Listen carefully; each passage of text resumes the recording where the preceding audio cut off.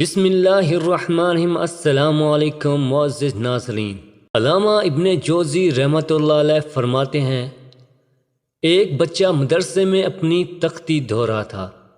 پانی سے تختی کی سیاہی نہ اتری تو بچے نے ایک رسی لی، اسے پانی سے گیلا کیا، پھر رسی پر مٹی لگائی اور اس کے ذریعے سیاہی دھونے لگا۔ قریب ہی ایک شخص کھڑا یہ منظر دیکھ رہا تھا۔ تختی دھونے کا یہ نرالا انداز دیکھ کر اس شخص نے کہا، بیٹا تختی کو رسی سے کیوں رگڑ رہے ہو؟ بچہ بولا، سیاہی پکی ہے، اسے اتار رہا ہوں۔ اس شخص نے پوچھا، کیا رسی سے سیاہی اتر سکتی ہے؟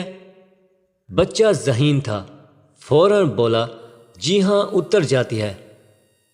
کیا آپ نے دیکھا نہیں، رسی سے ڈول باندھ کر کنویں میں لٹکاتے ہیں، پھر کھینچتے ہیں، کنویں کی منڈیر پتھر کی ہوتی ہے، اس کے باوجود رسی کھینچنے سے اس پر گڑھے پڑ جاتے ہیں۔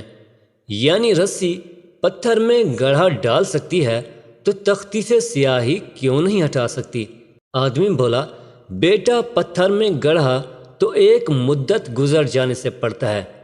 بچہ بولا، جی نہیں، رسی کھینچنے سے گڑھا پڑتا ہے۔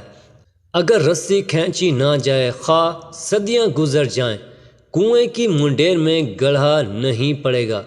اس کے ساتھ ہی بچے نے نصیحت کرتے ہوئے کہا، اے اچھے انسان، میں نے آپ کو اشارہ دیا ہے، اگر آپ اس میں غور کرتے تو آپ کے دل کی سیاہی بھی مٹ جاتی۔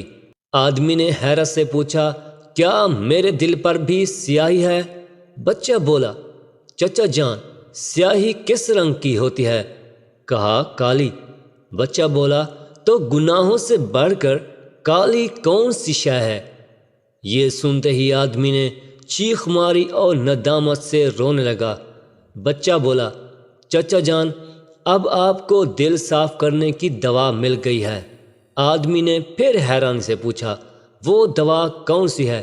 بچے نے کہا، ندامت کے آنسو، یہ گناہوں کو دھو کر دل صاف کر دیتے ہیں، اور اس کی دلیل یہ ہے کہ اللہ پاک کے حبیب، دلوں کے طبیب صلی اللہ علیہ وآلہ وسلم نے فرمایا، بے شک آنسو روز قیامت آگ کے سمندر بجھا ڈالیں گے۔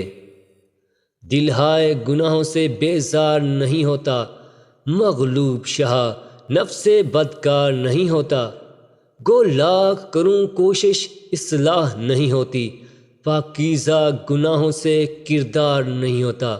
یہ سانس کی مالا اب بس ٹوٹنے والی ہے، دل مگر اب بھی بیدار نہیں ہوتا۔